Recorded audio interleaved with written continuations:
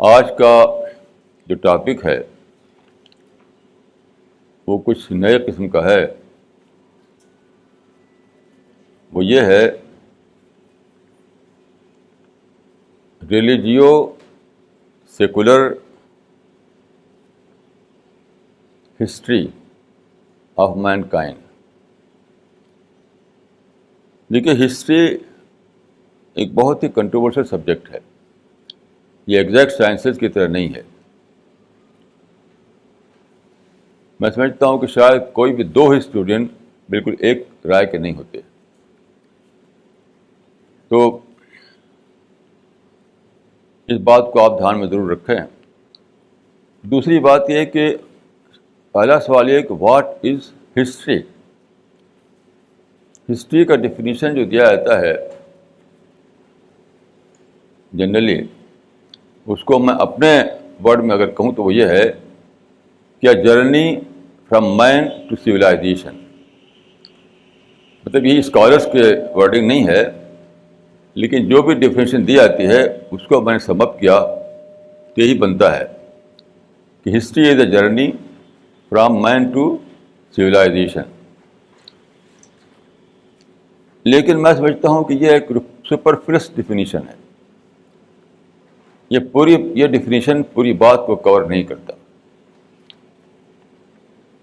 میری اپنی سمجھ سے زیادہ صحیح ڈیفینیشن یا زیادہ کمپریہنسو ڈیفینیشن یہ ہے کہ history is a journey from man to God. History is a journey from man to God. کم از کم میں ہسٹری کو اسی سینس میں لیتا ہوں. تو آج میں نے یہ سوچا ہے کہ اسی سوچ کے تحت میں ہسٹری کے بارے میں کچھ کہوں. لیکن ظاہر ہے کہ میں جو کچھ کہوں گا وہ سلیکٹیو وے میں ہوگا، کہ ہسٹری تو بہت ہی بڑا سبجیکٹ ہے. یونیسکو کے انڈر میں ایک بک تیار کی گئی ہے، history of mankind. Arabic language میں اس کا ٹرانسلیشن ہوا ہے تاریخ البشریہ. وہ 20 والیوم میں ہے. تو اتنا بڑا سبجیکٹ ہے یہ.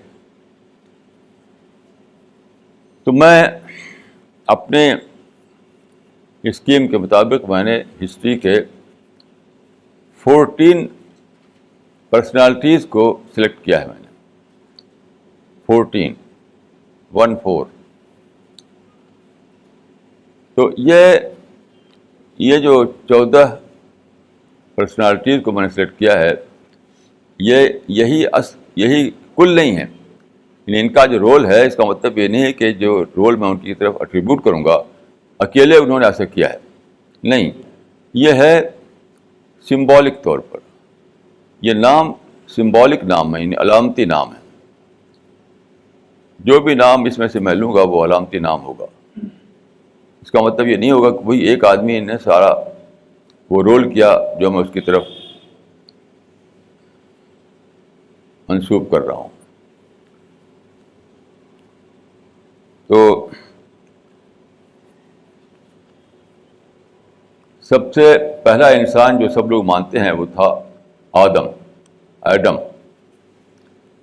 یہ ایڈم یا آدم کب پیدا ہوئے، کب زمین پر سیٹل ہوئے، اس کے بارے میں کوئی بھی ہسٹری کسی کو نہیں معلوم. جو اسکرپچرس ہیں قرآن اور بائبل، ان میں آدم کی اسٹوری موجود ہے، لیکن ان میں کوئی ہسٹری اس کی نہیں بتائی گئی ہے. ایوولوشن تھیوری کے مطابق انسان لاکھوں سال پہلے زمین پر بنا، لیکن میں ایوولوشن تھیوری کو نہیں مانتا. دیکھیے ایوولوشن تھیوری جو کہتے ہیں آرگینک ریولوشن یا بایولوجیکل ریولوشن، وہ تو میرا نزدیک بالکل یعنی وہ ہے ایک سپوزیشن ہے. اس کا کوئی سائنٹیفک پروف نہیں ہے. لیکن ایک اور ڈھنگ کا ایوولوشن اس کو مانتا ہوں، وہ ہے گریجول ایوولوشن. یعنی یہ زمین جو ہماری ہے پہلے یہ بالکل ہاٹ پلینٹ تھی, پھر یہاں پر پانی آیا, پھر یہاں پر پلانٹ اگے, پھر یہاں پر اینیمل آئے, اور لاسٹ میں یہاں پر انسان آیا. تو یہ ہے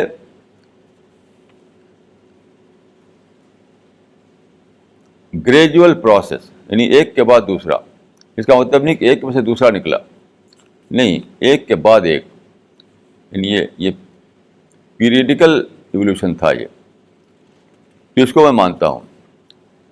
تو آدم جو ہے, ہماری ہسٹری جو ہے وہ بہت سے بہت 25,000 پیچھے تک جاتی ہے. اس کے بعد کوئی ریکارڈ ہمارے پاس نہیں ہے ہسٹری کا. تو اگر ہم یہ مانیں, ایک سپوز کریں, تو شاید آدم زمین پر 25 ایئرس پہلے آئے ہوں, لیکن سرٹینٹی کے ساتھ ہم کچھ نہیں کر سکتے.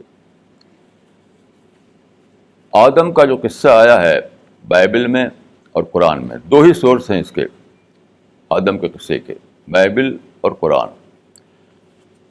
تو آپ جانتے ہیں کہ اس میں کئی باتیں ہیں, کئی آسپیکٹ ہیں. اس وقت میں صرف ایک چیز لوں گا, وہ یہ ہے کہ قرآن اور بائبل دونوں میں بتایا گیا ہے کہ خدا نے جب آدم کو زمین پر بسایا تو یہ کہا کہ لا تقربا هذه الشجرہ, یعنی اس پیڑ کے پاس تم نہ جانا, اس کا پھل نہ کھانا. اس کو کہتے ہیں فاربیڈن ٹری, فاربیڈن ٹری. تو جہاں انہیں بسایا گیا تھا وہاں گارڈن تھے, پھل والے پیڑ تھے, بہت کچھ تھا کھانے پینے کے لیے, لیکن ایک فاربیڈن ٹری تھا.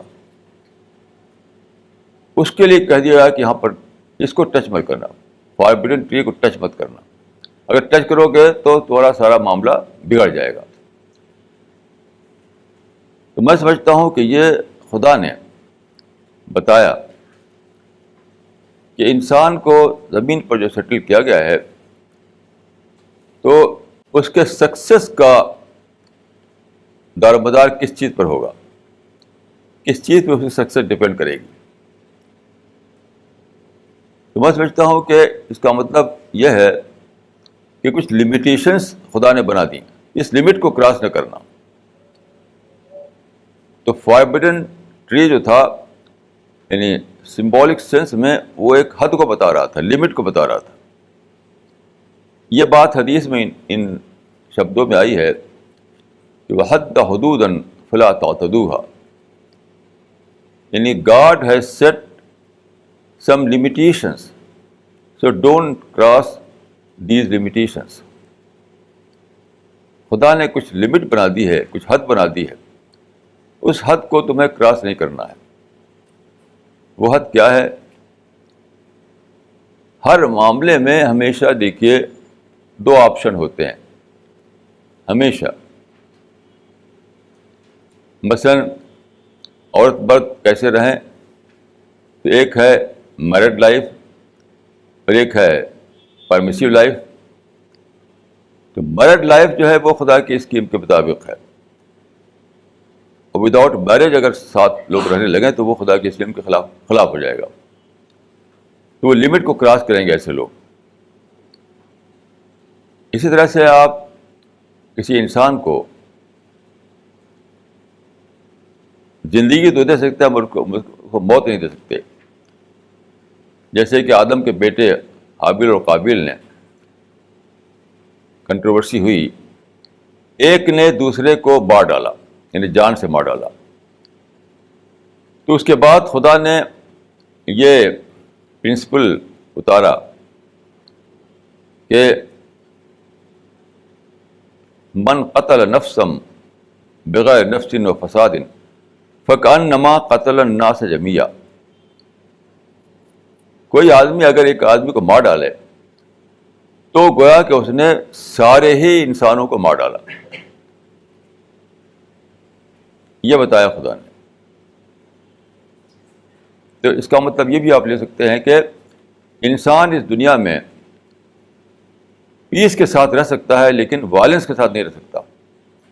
اگر اس نے وائلنس کے ساتھ رہنا چاہا تو وہ خدا کی لمٹ کو کراس کرے گا اور خدا کی کرس اسے ہوگی, خدا کی پنشمنٹ اس کو ملے گی. تو ہمارا آپشن پیس ہو سکتا ہے, ہمارا آپشن وائلنس نہیں ہو سکتا. ہمارا آپشن سچ ہو سکتا ہے, ہمارا آپشن جھوٹ نہیں ہو سکتا. ہمارا آپشن آنیسٹی ہو سکتا ہے, ہمارا آپشن ڈس آنیسٹی نہیں ہو سکتا ہے. تو ہمیشہ آدمی دو آپشنس کے بیچ میں رہتا ہے. تو ایک ہے فاربڈن ٹری, ایک وہ ٹری جو فاربڈ نہیں کیا گیا ہے. یہ دو آپشن ہمیشہ ہے.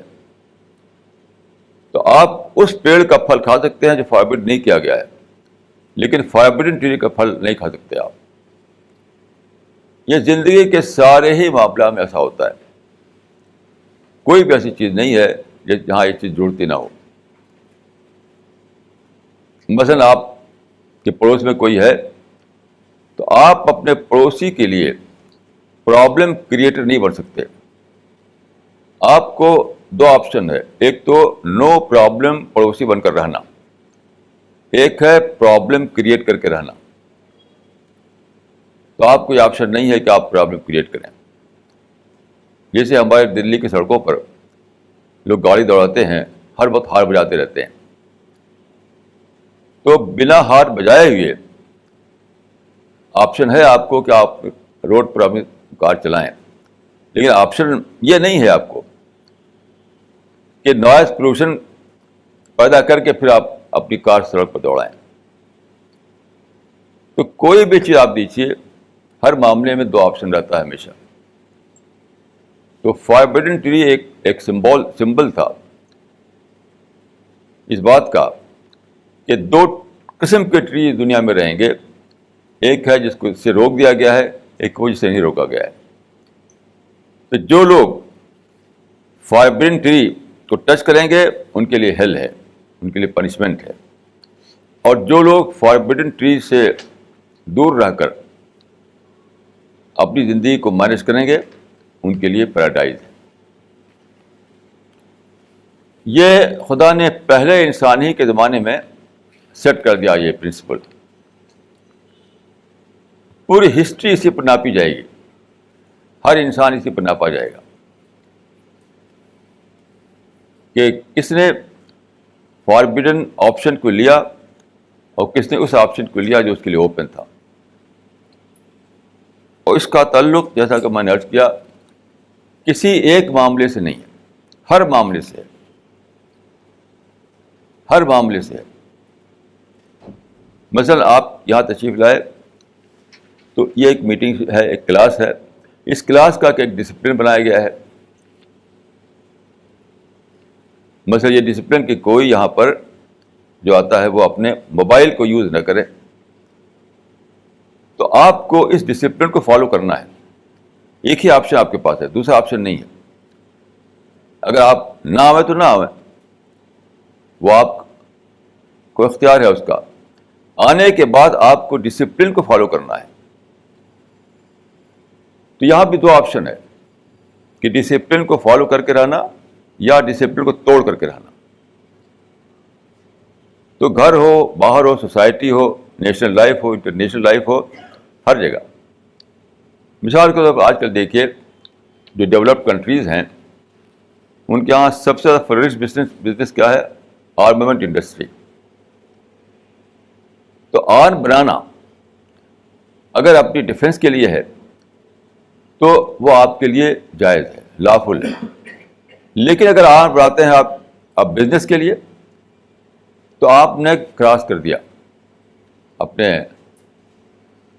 حد کو کراس کر دیا. آپ نے ہتھیار بنانا اپنے ڈیفنس کے لیے لافل ہے, ہتھیار بنانا بزنس کے لیے, پیسہ کمانے کے لیے, ایکسپلائٹ کرنے کے لیے, یہ آپ نے فاربڈن ٹری کو ٹچ کر دیا. وہاں اپنی لمٹ کو کراس کر گئے آپ.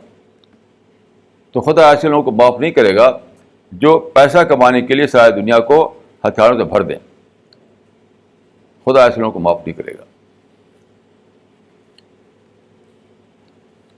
قرآن میں یہ اصول اس طریقے سے بتایا گیا ہے کہ انٹرسٹ اور بزنس، انٹرسٹ اور بزنس، تو قرآن میں یہ کہا گیا ہے کہ کچھ لوگوں نے کہا کہ بھائی دونوں یکساں ہے، تو قرآن میں کہا کہ نہیں، انٹرسٹ کو خدا نے انلافل قرار دیا ہے اور بزنس کو خدا نے لافل قرار دیا ہے.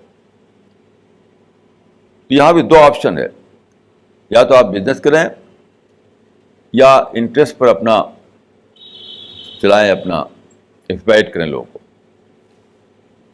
تو ایکسپلائٹ کرنا یہ خدا کی اسکیم میں نہیں ہے، لیکن جائز طور پر بزنس کے معنی کیا ہوتے ہیں؟ آپ نے ایک ایسا پروڈکٹ بنایا جس کی انسان کو ضرورت ہے.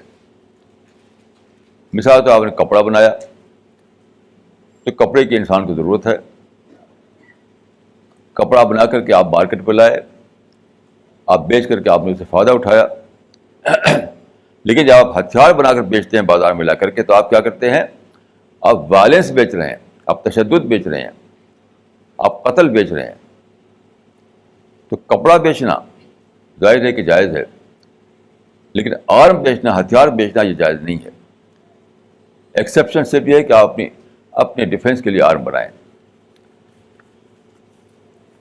تو یہ سبق دیا گیا ہم کو حضرت آدم یعنی پہلے انسان کے زمانے میں.